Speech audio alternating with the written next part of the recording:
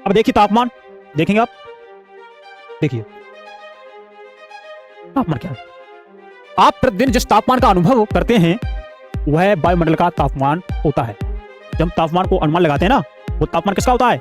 वायुमंडल का। वायु में मौजूद ताप एवं शीतलता के परिमाण को तापमान कहते हैं। जो वायु है ना, वायु में जो भी तापमान मौजूद होता है, शीतलता होता है, तो इनका जो भी परिणाम निकलते हैं ना, उस परिमाण क्या बोलते हैं? उस परिमाण को तापमान कहते हैं। आई होप आप समझ रहे होंगे। वायुमंडल का तापमान केवल दिन और रात में ही नहीं बदलता, बल्कि ऋतुओं के अनुसार भी बदलता है।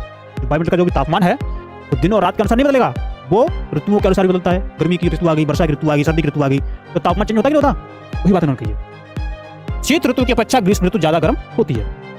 अब थोड़ा देखते हैं आतपन क्या होता है। आतपन अगर नहीं सुना हो तो आप इस शब्द को नोट कर लीजिए। आतपन देखिए एक महत्वपूर्ण कारक है। क्या? आतपन, जो तापमान के वितरण को प्रभावित करता है।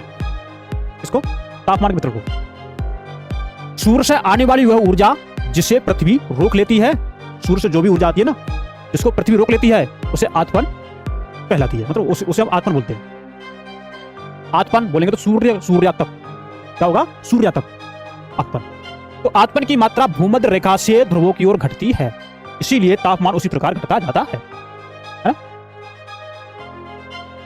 देखिए ये हमारा पृथ्वी है ना, थोड़ा हमने बना दिया है। तो तुम आप कॉन्सेप्ट जाइए, है ना, चित्रमन देखिए। हम जो कॉन्सेप्ट बता रहे हैं आप उसको सुनिए ध्यान से। वो तो जो तो बना रहे हैं ना, देखिए